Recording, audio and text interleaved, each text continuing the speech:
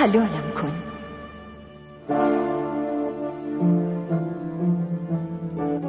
آروم، آهسته آهسته بنویس. آفرین.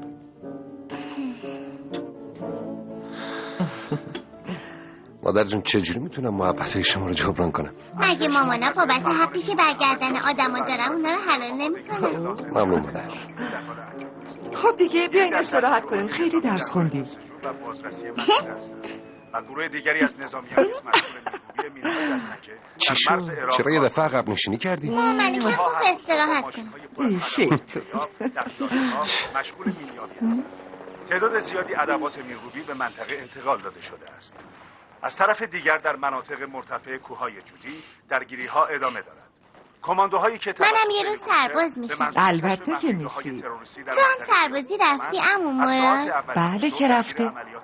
صبر کن عکسشو نشون پیرو خبرهای واصله حضور 400 تن در مناطق کوهستانی هاکاری، چوکورجا و شیمدینلی به عملیات شدت بیشتری داده است. گزارش میرسد هلیکوپترهایی که از هاکاری و شیرناک به منظور انجام پروازهای تجسسی در نوار مرزی به پرواز درآمده بودند در معرض آتش قرار گرفتند. بنا به گفته نیروهای نظامی، ترکیه بزرگترین مانور نظامی ماه‌های اخیر را انجام داده است. در این مانور به جز استفاده از تانک‌ها و ادوات نظامی دیگر، تفنگم داری؟ اینجا کجاست عمو مراد؟ استفاده شده است. عمو مراد تو دیاربکر سربازی کرده و نیروهای نظامی به منظور آموزش به کار گرفته شده‌اند. میشه با موهای بلندم رفت سربازی؟ بعضی اوقات میشه افه جون. دوران سربازی دوران خودسازی، دوران نظم و انضباطه. متوجه شدی؟ یک کمی.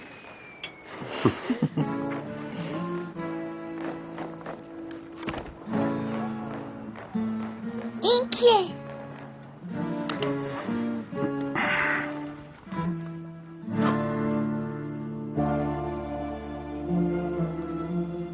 عمو مراد. پسرم.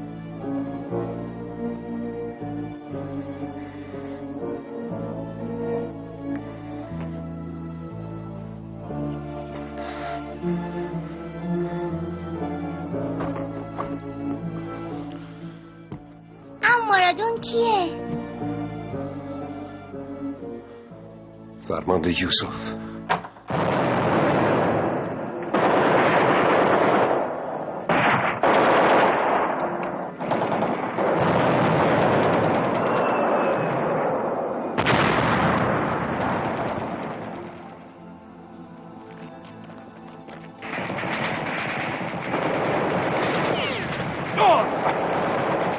جمال!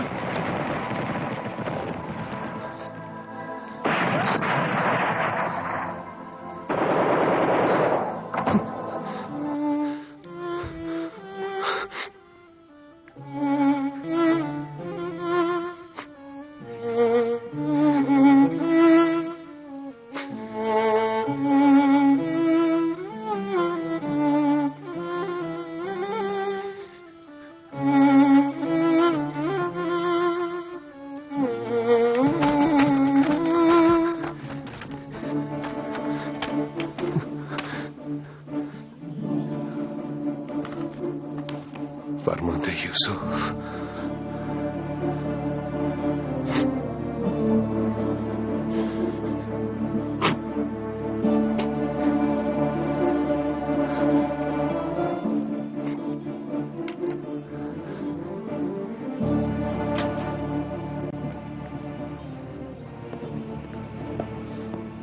خدا به همراهتون.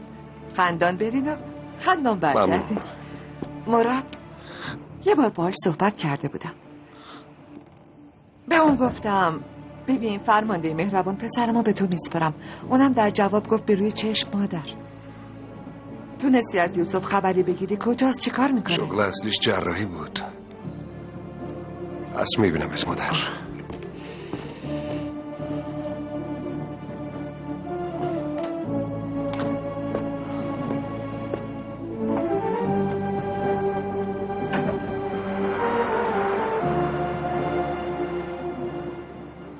خداحافظ عزیزم. بعدا میبینمت. مراقب خودت باش. اما مراد به فکر فرمانده‌ت هستی؟ داشتم فکر میکردم کجا میتونم پیداش کنم. منم دعا میکنم عمو مراد. تو ببینم والا بعدا میبینم.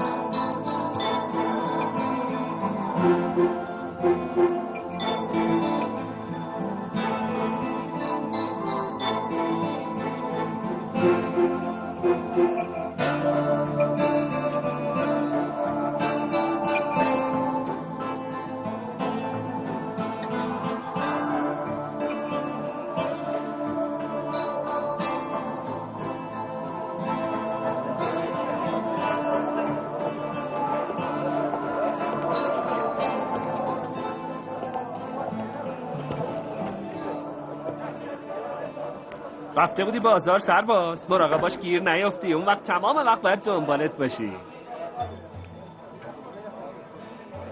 باید بدهی بابت قمارتو بدی. یکم مهلت بدی. مهلت تموم شد. باید تو اصل بدهی تو بدی. اگه برام یه عصای قشنگ بیاری حسابت پاک میشه. نمیدونم از کجا، از هر کجا شد برام پیدا کن.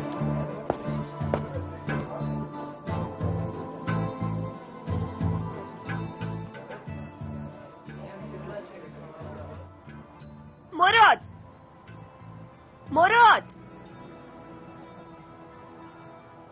واسه چی اونطوری زل زدی؟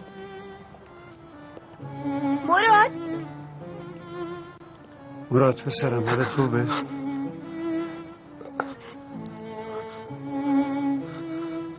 خوبم اوستا، خوبم.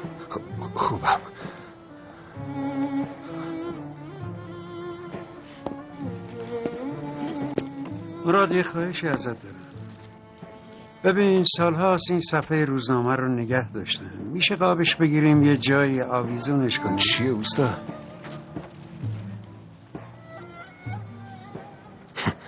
نانوایی نیازمندان، نانوایی تاریخی خیابان جنت عصرها درش را به روی فقرا باز میکند. کمک‌کاری که کرده نوشتن. آقا ممتاز خجالت کشیدن، نخواستن آویزونش کنن. بهشت جایگاهش باشه. الهی من اینجا سربازی رفتم. بعد از اینکه من ترخیص شدم تله ظالمانه‌ای که برای سربازانمون گذاشته شد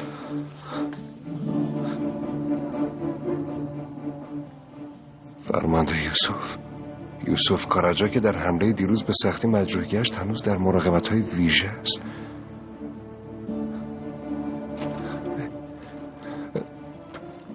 حواست به مغازه باشه اوستا ابراهیم. دیدی اوستا؟ مغازه رو به تو سپرد، نه به من. فکرش جای دیگه مشغول بود دخترم. خدا میدونه باز رفت دنبال چه داستان جدیدی.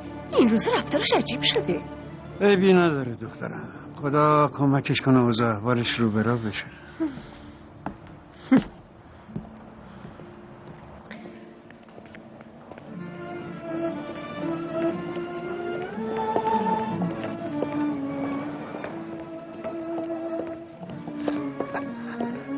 مروه خانم هستن؟ بگم کی کارشون داره؟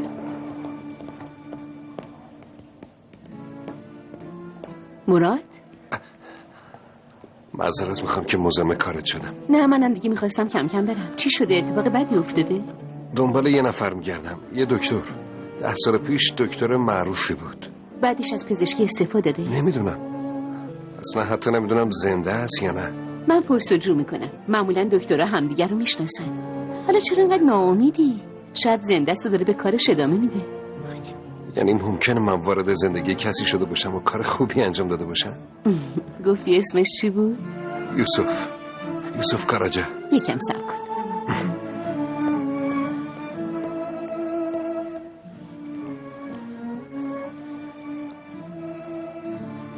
از آقای دکتر یاشار وقت گرفته بود. لطفا شما بشینین آقا، من اطلاع میدم. اون در این کاری که داریم میکنیم درست نیست. از خدایی که بالا سرمونه بترس. پسر همینطوریش هم کسی رو نداره. اگه بذاریش بمونه گوشه بیمارستان معلوم نیست وضعش چی میشه. اون نمیتونه برای دخترش پدر خوبی باشه. اون دیوونه است. اون دیوونه نیست، خیلی زج کشیده، هنوزم داره میکشه. زنشو از دست داده، پسرشو از دست داده. نورزان، ما هم دخترمون از دست دادیم، نبمونه از دست دادیم، ولی ببین هنوز میتونیم سر پا بیستیم. خب پس نازلی چی کار کنه؟ بهش چی بگیم؟ همینطوریش هم هی میپرسه بابام کجاست. فردا که بزرگ شد میخوایم چه جوابی بهش بدیم؟ بهش بگیم از پدرت جدات کردیم؟ بهش میگیم برات پدری نکرد، نتونست مسئولیت تو رو به عهده بگیره. ول کن بابا تو رو خدا. بذار جریانم دکتر بگیم تا بهمون یه راهی نشون بده ببینیم چیکار باید بکنیم. خدا. بفرمایید لطفا، منتظرتونم. ممنون. خدا کمک کرد زود پیداش کردم. یه جراحی که همداری دوستت بود پیدا شد و شمارش رو بهم داد. اینم آدرسشه. آدرس خونهش؟ آره درست گفتی، دیگه تبابت نمیکنه. ممنون ملوه.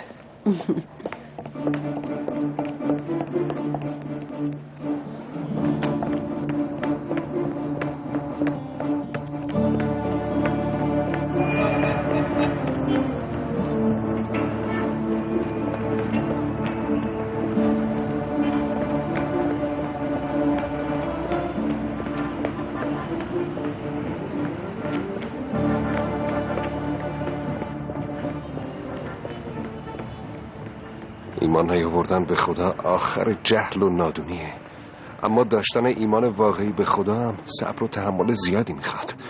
خدایا نمیخوام با حق بنده‌ای به گردنم به حضورت بیام و بعدم رونده بشم. دیگه تحمل این بارو ندارم، تحملشو ندارم. ای خدا منو تنها نذار، اجازه بده جبران کنم، به هم صبر و عزم بده. خدایا عجب بار سنگینیه.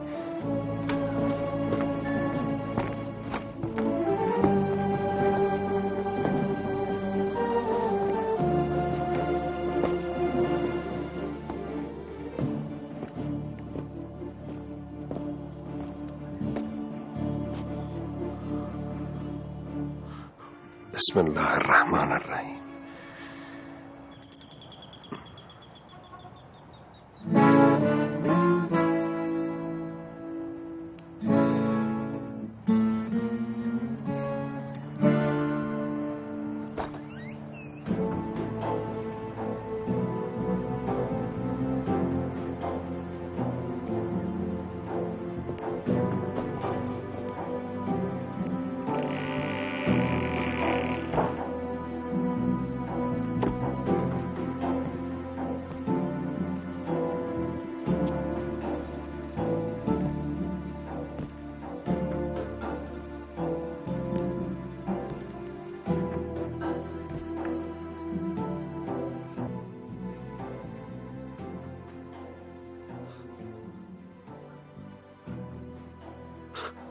معلومه حالش خوبه. خدای شکرت.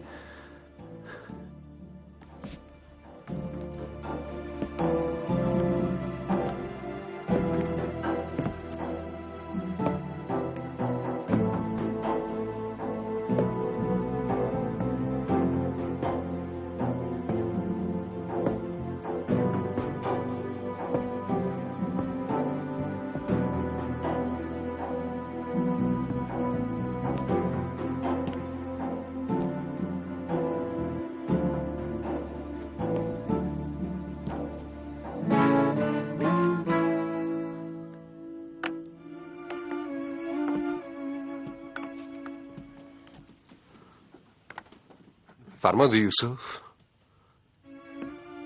وای مراد چه خبرها؟ ممنون فرمانده. حالت چطوره؟ خدا رو شکر. شما چطورین؟ بد نیستم. دارم اتاق دخترم آماده میکنم. مبارکه. خدا بخواد یه ماه دیگه متولد میشه. با خانومم تصمیم گرفتیم اسمشو نازلی بذاریم. نازلی.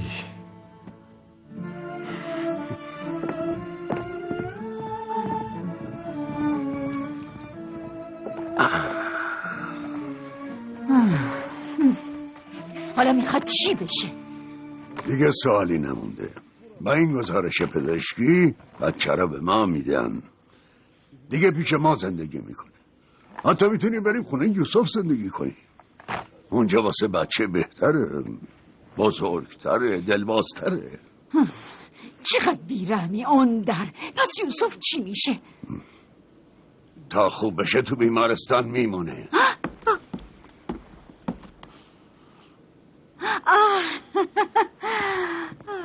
نازلی دخترم. من بابامو میخوام. دخترم عزیزم، پدرت مریضه. درست نیست تا خوب نشده بری پیشش. ازتون خواهش میکنم، من بابامو میخوام. باید ببینیم باباتم تو رو میخواد.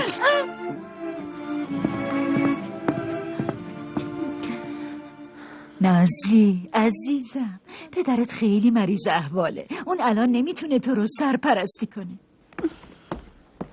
نازلی بیا بشین. تو خیلی از آمپول میترسیدی مگه نه؟ خدا رو شکر خیلی خوب آمپول میزدیم فرمانده. ولی یه دفعه اصلا یادم نمیره قرار بود واکسن بزنم. خانوادتونم فرمانده؟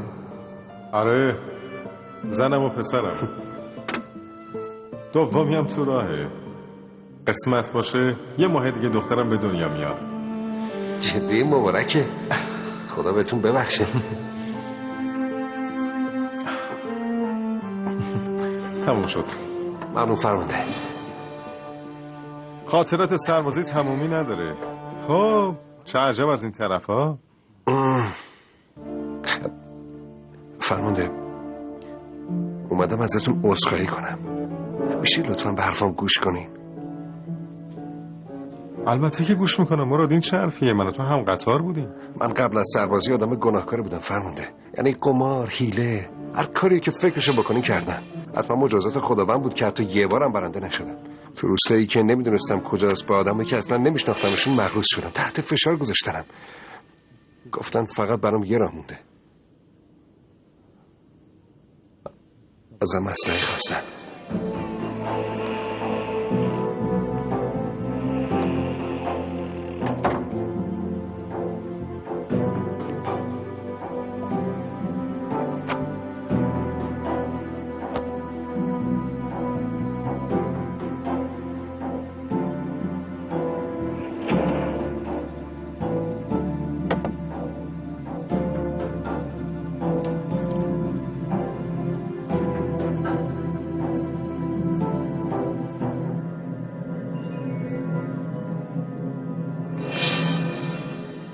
نمیخواستم این کارو بکنم، ولی اون وقت معلوم میشد قماربازی کردم مجازات میشدم.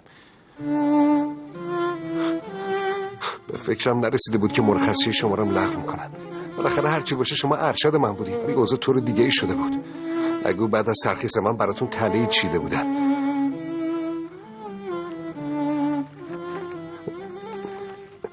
شما هم اونجا بودین فرمانده. اونجا بودین.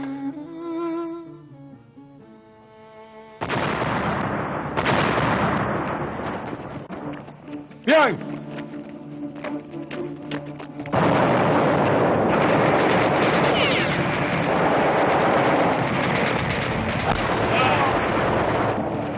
کمال.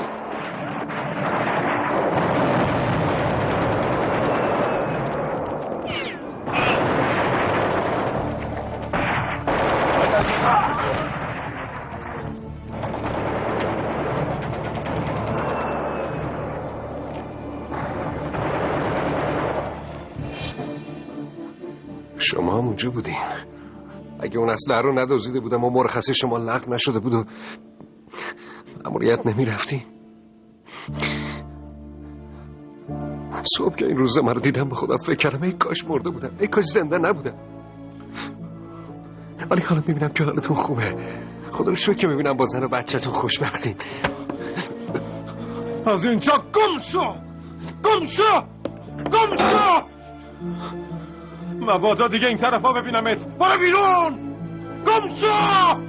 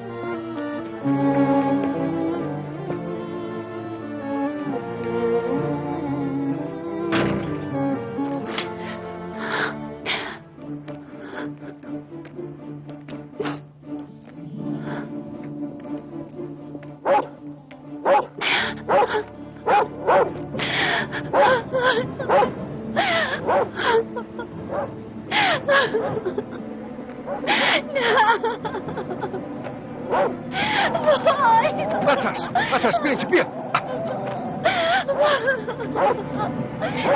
برو چخه برو چخه برو برو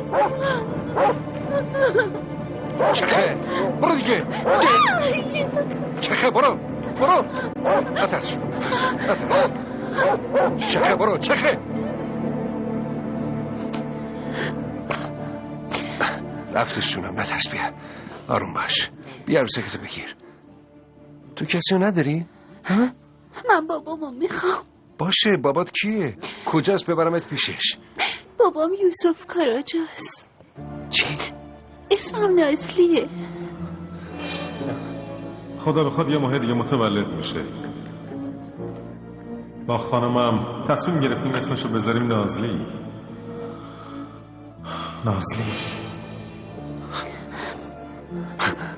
پس تو دختر فرمانده یوسفی؟ ولی من با پدرم زندگی نمی کنم. پدر بزرگ و مادر بزرگم منو نگه میدارن. اونا خونشون ته این کوچه است. برای چی با مامان بابات زندگی نمی کنی؟ مامانم بعد از دنیا آوردن من میمیره. برادر بزرگم داشتم، اونم مرده. بابام تو سربازی زخمی شده. وقتی میرفتن دیدن بابام هواپیماشو سقوط میکنه. بعدش هم بابای من دیوانه نیست آقا.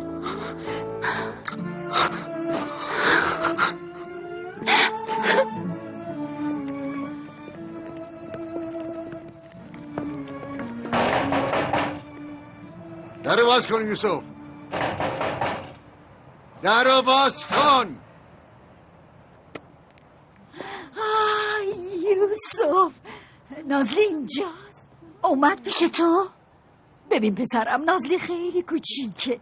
میدونی چیه؟ درست نیست با این وضع تو بمونه پیشت. نازلی تو خونه است؟ یوسف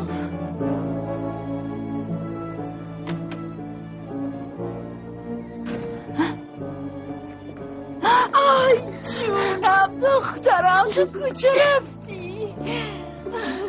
خوشگلم عزیزم. بابا برای چی منو دوست نداری؟ منو برای چی نمیخوای؟ منو دوست داری بابا؟ خواهش میکنم منو دوست داشته باش، من دخترتم.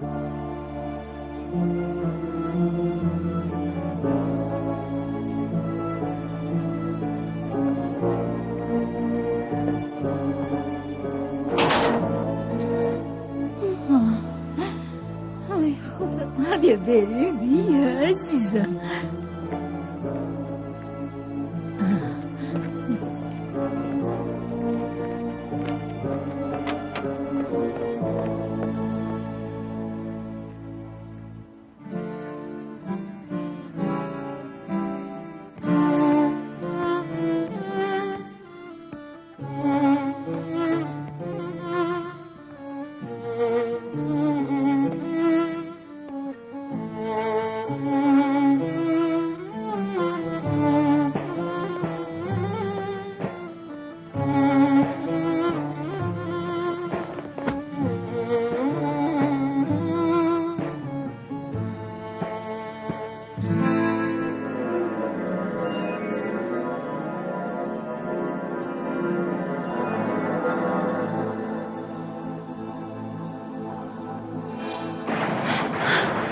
اگه تو اون اسلحه رو ندوستیده بودی بابام میتونست برگرده. اون وقت الان اینجا به این حال نبود و زخمی هم نمیشد. مامانم اینام سوار اون هواپیما نمیشدن. میتونستیم همگی یه خانواده باشیم. همش تقصیر توه. همش تقصیر توه. عمو مراد ای بابا چقدر میخوابی؟ پس قرار بود امروز بریم گردش. به تو هم نمیشه یه حرف زده. آی مردای خونه این چه وضعیه؟ خوابالوها. من که بیدارم. عمو مراد خوابه. منو نمیبره گردش. نه مگه میشه؟ اگه قول داده باید ببره. البته که میبرمت گردش. حتی چی؟ برات یه دوستم پیدا کردم. پس باشه بریم دیگه. ولی من هر جا بگم همونجا میریم. باشه بریم. یادته برات از فرمانده یوسف گفتن؟ آره. ببین اونم نازلی دخترشه. نازلی سلام جونم. منو یادت میاد؟ آره یادم اومد. ببین برات یه دوست آوردم. این افس. پسرته؟ بابای من زندانه. عمو مراد منو نگه میداره. یعنی تو هم از بابات دوری؟ مگه تو هم دوری؟ اجازه نمیدم من با بابام زندگی کنم. بابا بزرگم میگه بابام دیوونه است. نازلی جان بابات خوب میشه. همیشه پیشت خواهد بود. قول میدی؟ قول میدم.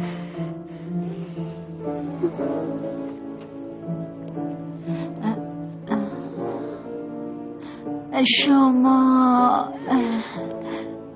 دیروز وقت نشد خودمو معرفی کنم. اسمم مرادیال نیزه. زمان سربازی دامادتون فرمانده‌ام بود. اون وقتا همه چی فرق داشت. یوسف خوب بود. دخترم و نوامم زنده بودن. بعدش چی شد؟ بعدش یوسف تو اون عملیات سخت مجروح شد.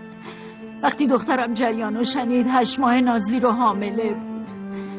بچه زودتر از موعد به دنیا اومد. یوسف بیمارستان بود و نتونست بیاد. و یا هم بعد از زایمانش پسرشو برداشت و خواست بره یوسف رو غافلگیر کنه که بعدش هواپیمایی که سوارش بود. نازلی کجا رفتن؟ پیش پدرش، پیش یوسف. افه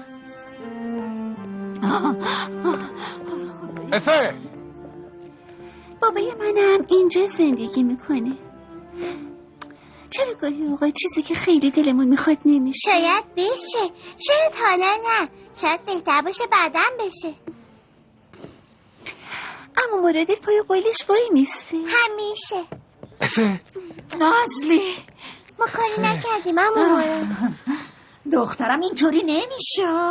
آخه چرا نمیشه؟ همه پیش باباهاشونن. چرا من نمیتونم بابامو ببینم؟ چرا؟ من اینجام هم شما. اجازه بدین نازلی پدرشو ببینه. خواهش میکنم. خیلی خوب باش. ولی زود باشین. تا پدر بزرگ نیامده باید بریم خونه.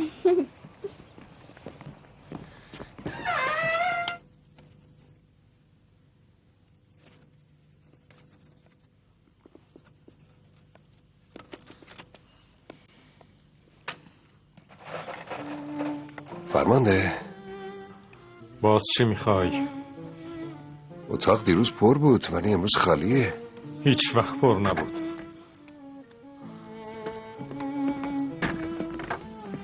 بابای منم اینجا زندانیه.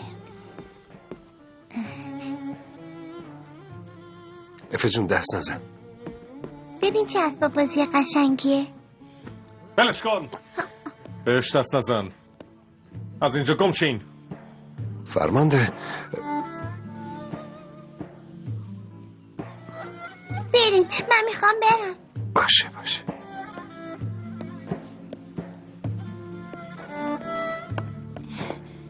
چی شد؟ بابام بدجوری سر دوستم داد زد. خب حالا کجا رفت؟ نمیدونم. ایوه پسرم خواهش میکنم یه سری به یوسف بزن. تنها نذارم عمو مراد. باشه اونجا. عمو مراد آدرستون رو به من میدی؟ منم تو و نازلی رو میبرم گردش، بعدش هم با نازلی میبری میرسونیمت. باشه؟ میشه عمو مراد؟ چرا که نه، میشه عمو جان.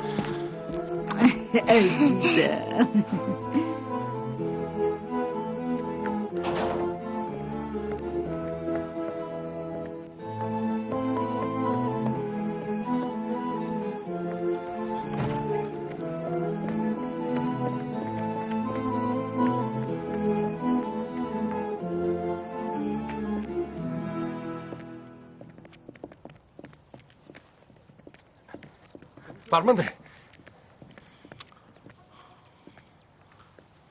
چه میخوای؟ اجازه بده پیشت باشم. اجازه بده برای تسکین دردات هر کاری از دستم برمیاد انجام بدم. خواهش میکنم اجازه بده.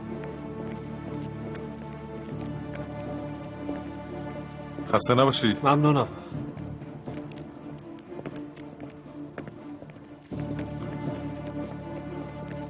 سلام علیکم. علیکم السلام.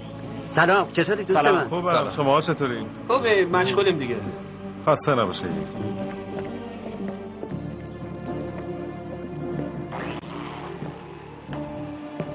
خسته نباشی اوستا. خوش اومدی یوسف. مثل اینکه این جدید داره؟ امروز صبح تموم شد. میخوای ببینی؟ آره میبینمش. خوش اومدین. دوست یوسف هستین؟ از سربازی هم دیگر میشناسیم. حتما شما هم خوب میشناسینش. گاهی میگم کاش نمیشناختمش، ولی هر هفته میاد اینجا. اجناسو بهتر از خودمون میشناسه. برای چی میاد اینجا؟ گفت برای اتاق بچه جدیدش سرویس تازه میخواد. ما هم راهنماییش کردیم. بعد دیدیم مرتب میاد. نفهمیدیم دروغ میگه یا دستمون میندازه. بعد مادر و پدرش اومدن و گفتن چه بلایی سرش اومده. اگه این بلا سر من میومد، هم زنم هم بچم، به خدا قسم تحملش سخته. به هر حال از اون موقع به بعد هر وقت میاد اینجا و میره چیزی بهش نمیگیم. اوستا این خیلی خوبه. خب تو چوب صنوبر داری؟ این یکی رو دیگه نداریم. واسه ما نمیارن، باید از جای دیگه ای سوال کنی. بخوای میریم از اوستا سفر تو محل ما میپرسیم، شاید اونجا پیدا بشه. باشه بریم. خداحافظ. خداحافظ.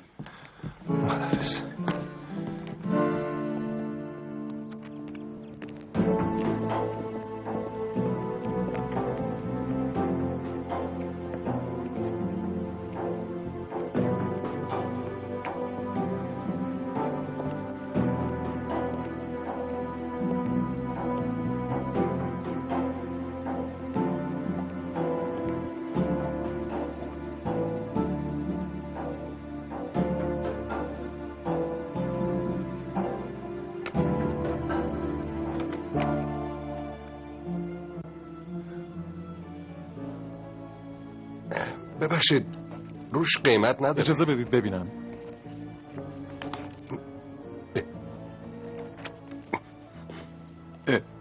آقا فرمانده یوسف. فرمانده چی شد؟ حالتون خوبه؟ بهتره من برم. قرار بود بریم پیش اوستا سفر؟ نه نمیخواد. اینجا نزدیک خونه ماست. بهتره بریم با هم یه چایی بخوریم. اگه مادرم شما رو ببینه خیلی خوشحال میشه. مادر تو یادمه یه بار با هم صحبت کرده بود، گفته بود پسرمو به تو میسپرم. خیلی براتون دعای خیر میکرد. اگه بیایم با هم باشیم خیلی خوشحال میشه. باش بریم. بفرمایید فرمانده. امارت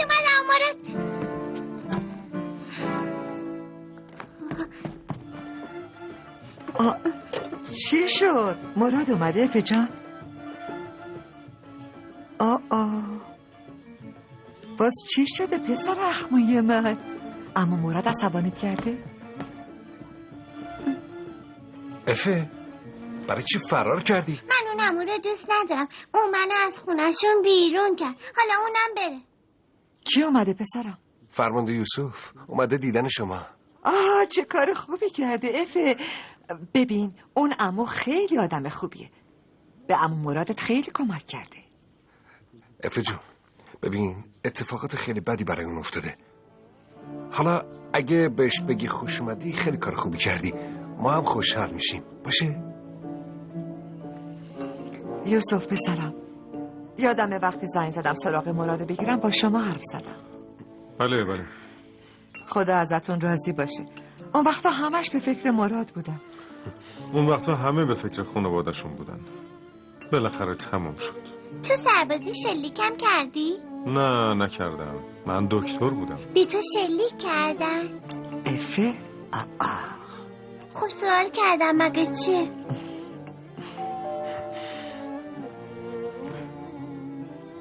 انشالله که خیره. من میرم.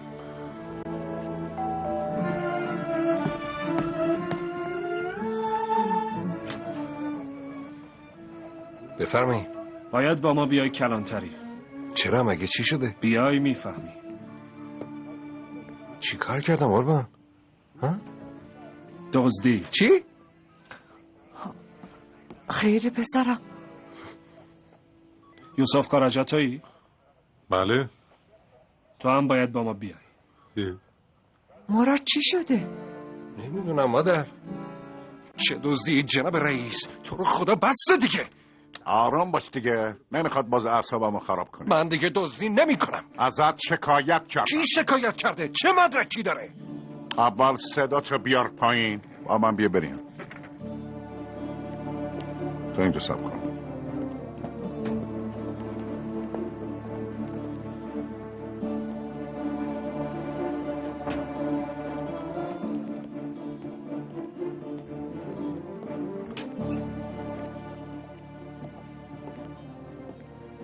بله جناب رئیس. پسرم فیلم گزارش دزدی امروزه بیار ببینم.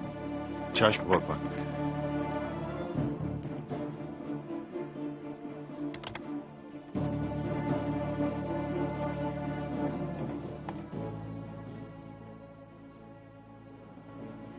بله ما امروز اونجا بودیم.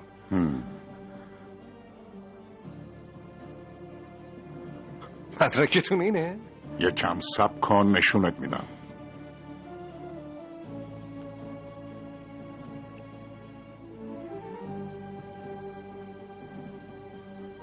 مناش دیدی؟ ولی چی شد؟ جناب رئیس وضع اون مرد که مشخصه. دلیل دیگه ای داره. چی؟ فرمانده یوسف تو چرا افسردگی شدیده؟ ببین آقا مراد، من مرد قانونم. یه دزدی با مدرک و دلیل رخ داده. تا زمانی که شکایت پس گرفته نشه کاری از دست من بر نمیاد. اگه باشون صحبت کنین منصرف میشم. باور کنین به خاطر خودم نمیگم. میخوان منو دادگاهی کنین، دستگیرم کنین و بندازینم زندون. ولی فرمانده یوسف به هر حال اول باید اصل مطلب روشن بشه، بعدش ببینم چی کار میکنم. ولی تا اون موقع بازداشته؟ ببریم.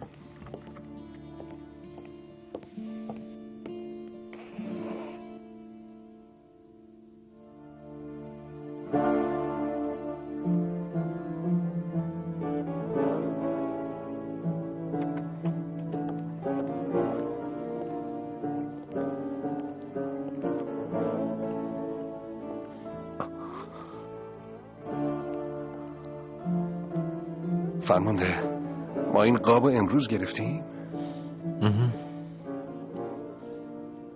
یادمون رفته پولشو بدیم. فردا میدیم. خیلی قشنگ شد.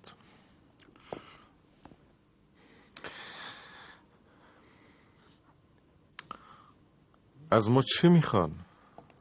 باید یه مدت اینجا بمونه. فرمانده میشه عکسو بردارین و قابو بذارین اینجا بمونه؟ باشه.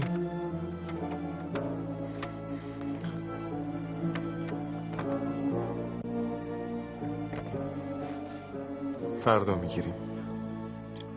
مامور بفرمایید جناب کمیسر. آقایونو ببر.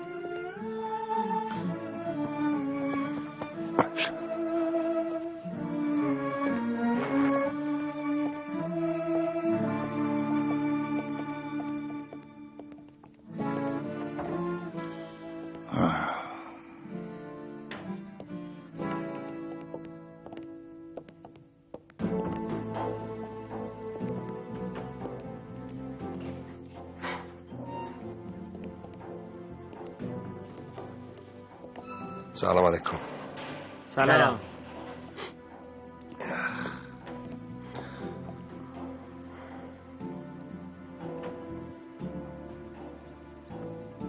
یعنی چقدر باید صبر کنیم؟ بستگی به رئیس داره. چیا نگاه میکنی پسر؟ من به چیزی نگاه نمیکنم داداش. یعنی چی نگاه نمیکردی؟ یعنی من دروغ میگم؟ نه رفیق عذر میخوام. پسر جون بیا اینجا ببینم. تو دیگه چی میگی؟ مگه باباشی؟ ها؟ باباشی؟ وای قیافه رو باش. یارا بنده درمان sende ya kendin gel ya da bana gende duyarım yazmışsın 2 satır mektup vermişsin trene halimi unutup kara tren gecikir belki hiç gelmez. Dağlarda salınır da değdi mi bilmez. Dumanın savurur halimi görmez. Gam dolar yüreğim gözyaşım dinmez.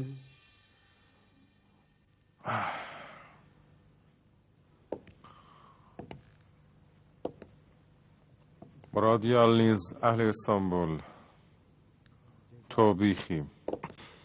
ارتور امر بفرمایید فرمانده. میدونی واسه چی توبیخی؟ به خاطر نام خانوادگیم فرمانده. یه سرباز هیچ وقت تنها نیست.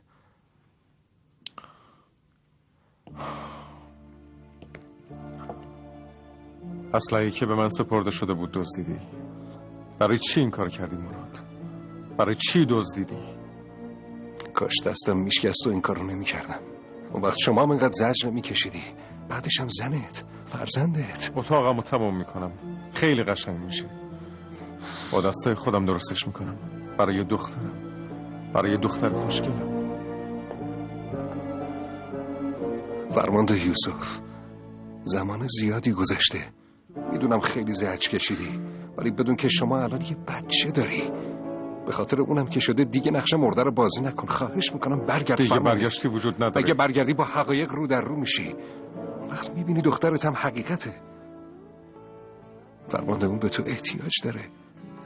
اون دوتا رو بیار بیرون. اون آوازی که میخوندی چه بود؟ از آوازه سربازیه. فرماندم خیلی اون آوازه دوست داشت. صداتم بد نیست را. شوخی صاحب میکنی. مغازه هم شکایت رو پس گرفته. جناب رئیس. جدی؟ با هم بیاین.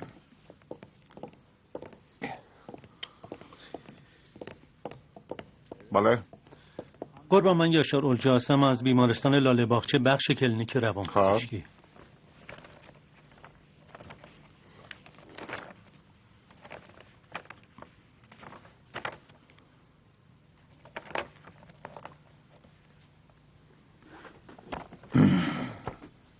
جناب کمیسر چی شده؟ جناب رئیس اجازه بدین کار لازم رو انجام بدیم. بفرمایید آقایون، میتونیم ببرینش. بیا ببین. بریم.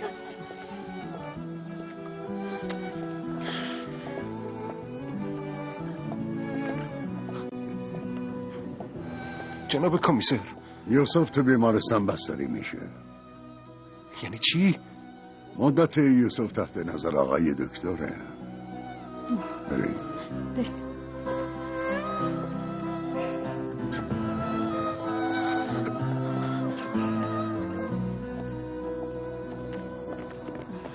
دارین اشتباه میکنیم. فرمانده،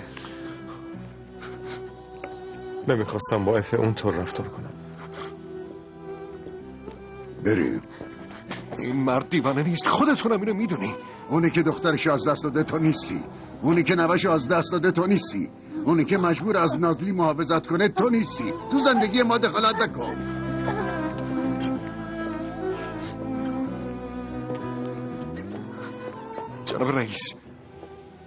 جناب رئیس لطفاً کمک کنید. باید یه کاری کرد. حکم دادگاه دستشون بود. شاید اینطوری براش بهتر باشه.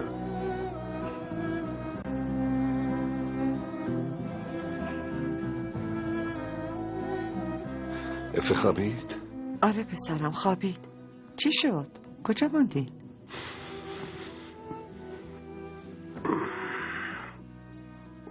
اشتباه شده بود همین. چی شده مراد؟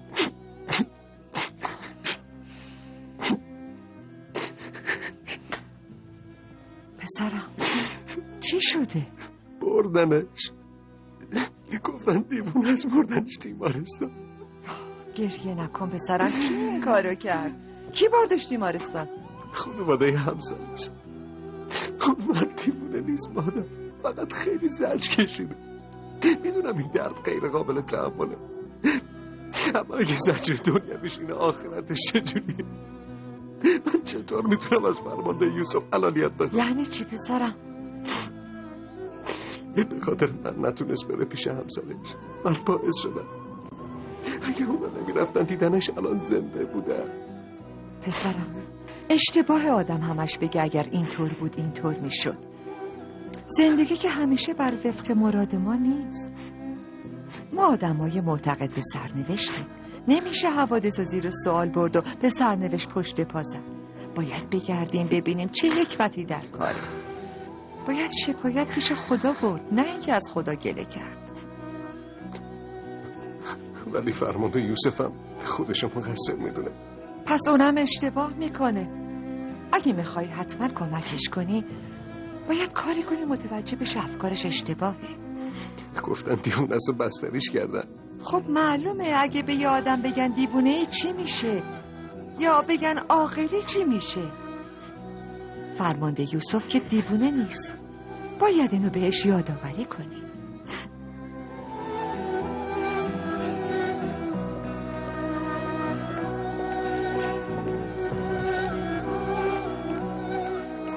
انشالله که حالتون بهتره. ممنونم. مروه خوش اومدی. ممنون.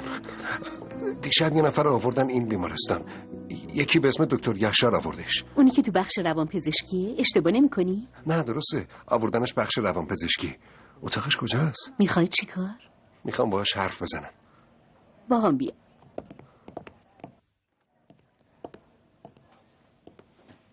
سلام آقای دکتر.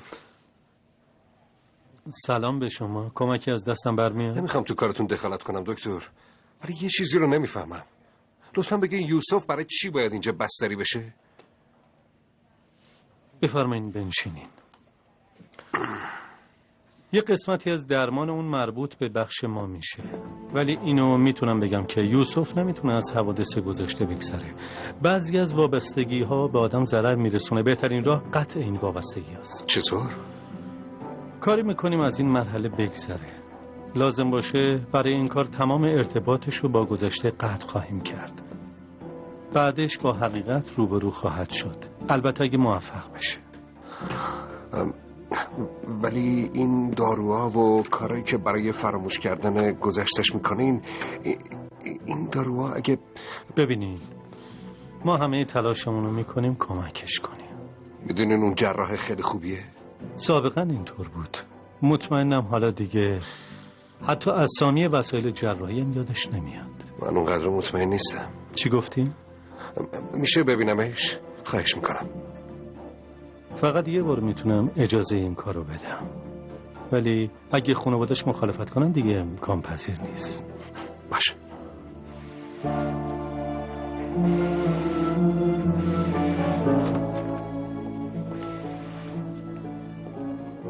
ببین یوسف، برات مهمون اومده.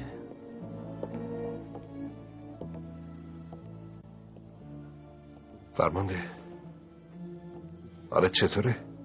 فرمانده نه، دیگه باید بگه یوسف. مگه نه آقای دکتر؟ آقای دکتر، شورای پزشکی منتظر شما هستن. اومدم.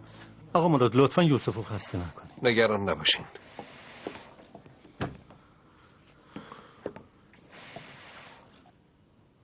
فرمانده برای چی اینقدر آرومی؟ فرمانده نه، دیگه دنبالم نیا. چیزی که میخوای دست من نیست، فهمیدی؟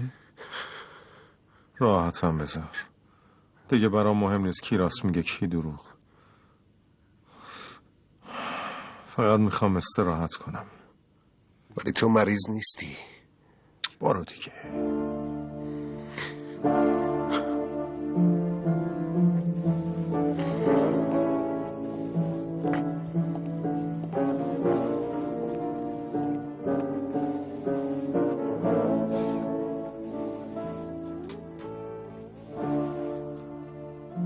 تو دیوونه نیستی فرمانده؟ حداقل از من یکی عاقل‌تری. خدایا من بابامو خیلی دوست دارم. دلم خیلی براش تنگ شده. من بابامو میخوام. خدایا بابامو میخوام. اصلی دخترم اینجا چی کار میکنی؟ آخه داری گریه میکنی؟ مامان بزرگ بابام برمیگرده. یه مدتی نمیاد دخترم. آخه برای چی؟ برای که باید حالش خوب بشه. یعنی پیش دکترا میمونه؟ بله دخترم. بیمارستان نگهش داشتن؟ درست این فیلم الان تو بیمارستان بستریه. به صلاح پدرت دخترم، به صلاح خودشه. بیا بریم بخوابیم تو تختمون. بیا دختر خوشگلم، بیا جونم. بریم عزیزم. وضعش چطوره؟ آها. باشه دکتر، صبر میکنی. بپرس ببین میتونیم نازلی رو ببریم دیدنش. متوجهم آقای دکتر. باشه، یه سوالی داشتم. میشه دخترشم بیارین؟ متوجه شدم. باشه، تشکر، ممنون. دکتر میگه هنوز نمیتونه ببینم. مگه میشه؟ یعنی چی که نمیتونه ببینتش؟ اون بچهشه. اون الان متوجه نمیشه. باورت نمیشه خودت بگیری هم شما دکتر. تو خون هم آرامش نداریم. امان از دست تو زن. ای بابا. شمارش چنده؟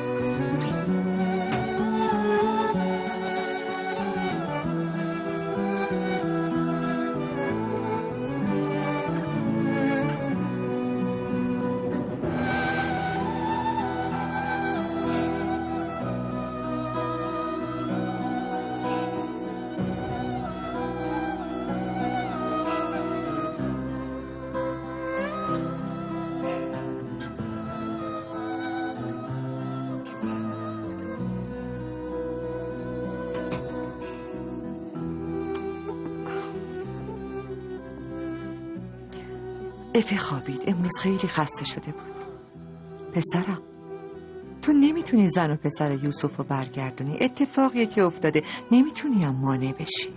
درسته مادر، درسته. ولی در حال حاضرم نمیتونم چاره پیدا کنم. یعنی چی میشه؟ چاره از جانب خداونده.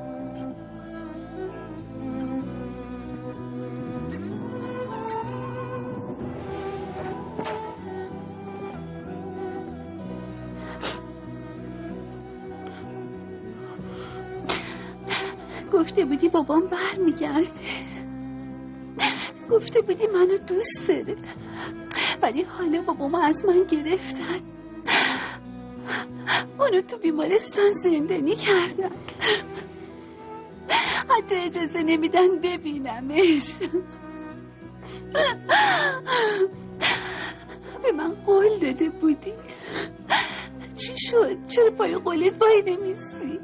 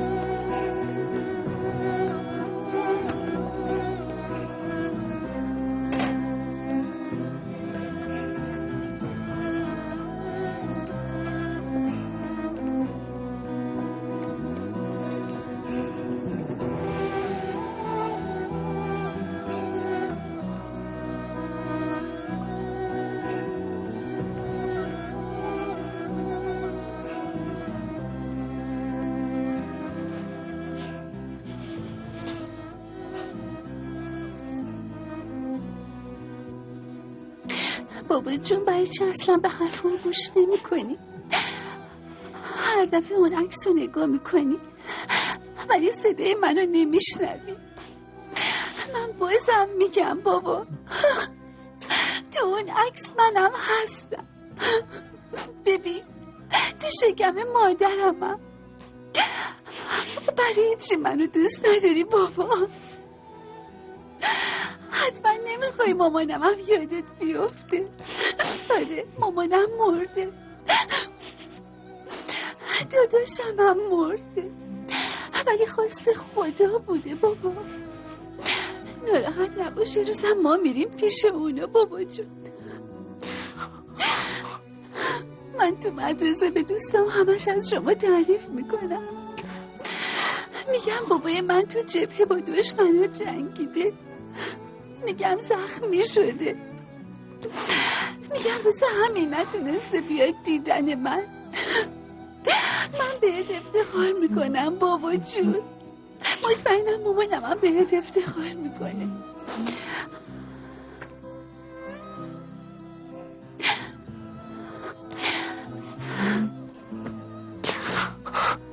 من پیشت میمونم بابا.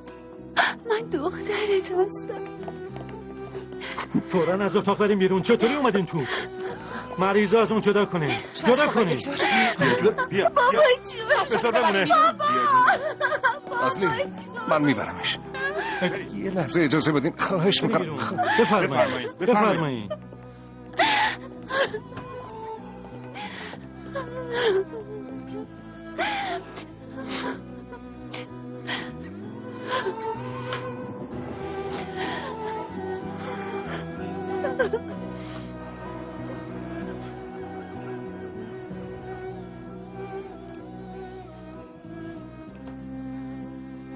تو هر کاری از دستت برمی اومده کردی، برای چی اینقدر خودتون ناراحت میکنی؟ ولی اوستا ابراهیم حالا میخواد چی بشه؟ یعنی دیگه هیچ وقت نمیتونه بچه‌شو ببینه؟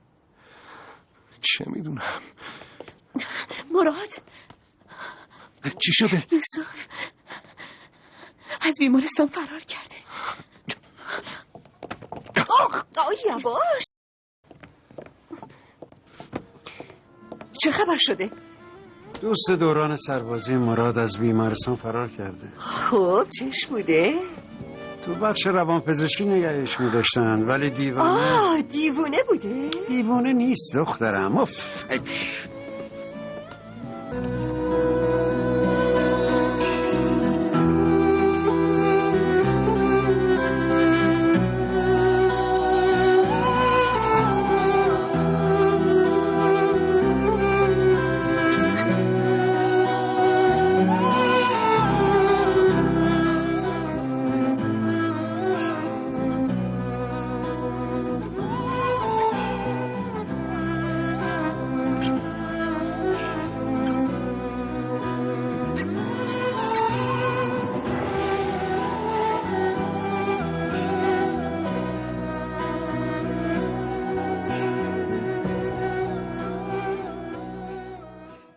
خدای من آمانت خبر کنید. نازلی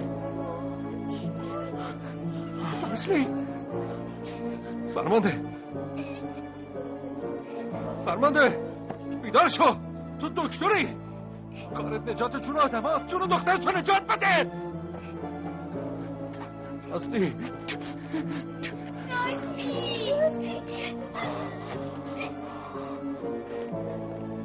نیروی کمکی خواستیم. تو اتوبان چند تا ماشین زدن به هم. تمام بچه‌ها رو به اینجا انتقال میدم. فوراً منتظریم. سریع دکتر کمک کنید. کسی نیست که کمک کنه. هیچ کس نیست. یه تصادف خیلی بد تو اتوبان رخ داده. دارن همینطوری مجروح میرن. دکترها سر عملن. ممکنه خونریزی داخلی داشته باشه. باید یه کاری کرد. پرستار یه اتاقشون آمده.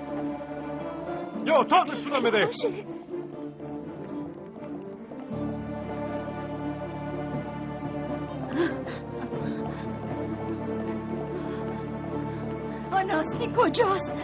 نوام کجاست؟ همه این کارا زیر سر توه. همش از اون اولش. عمل موفقیت آمیز بود. حالا نازلی خوبه. الانم خوابه. شانس آوردین که دکتر یوسف تو بیمارستان بودن.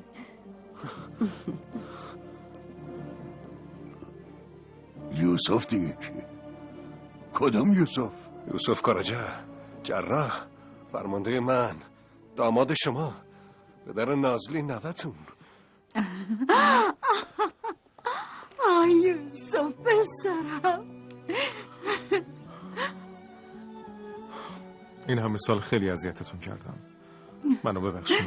یوسف تو پسر منی، هیچ وقت بین بچم و تو فرقی نذاشتم. اون رفت ولی تو و نازلی رو برام به یادگار گذاشت. مگه میشه نبخشمت یوسف؟ میدونم چاره دیگه ای نداشتیم. من مقاومت کردم، نتونستم بپذیرم، ولی بهتون قول میدم از این به بعد وظیفه‌مو به درستی انجام بدم. اول در برابر دخترم، بعدشم در برابر شما. امیدوارم حرفتو باور کنم دکتر.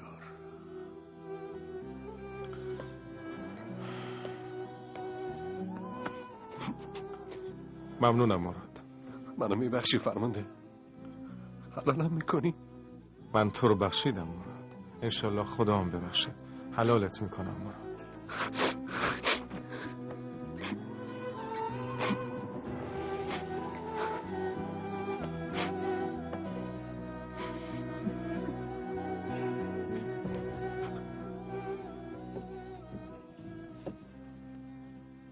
اما مراد، اتفاقای بد فقط برای آدمایی که بدی میکنن میفته؟ ممکنه برای هر کسی اتفاق بد بیفته. یعنی برای همه انسان ها؟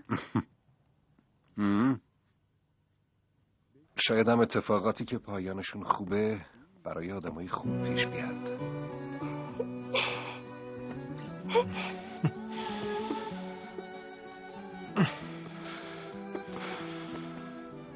دخترم،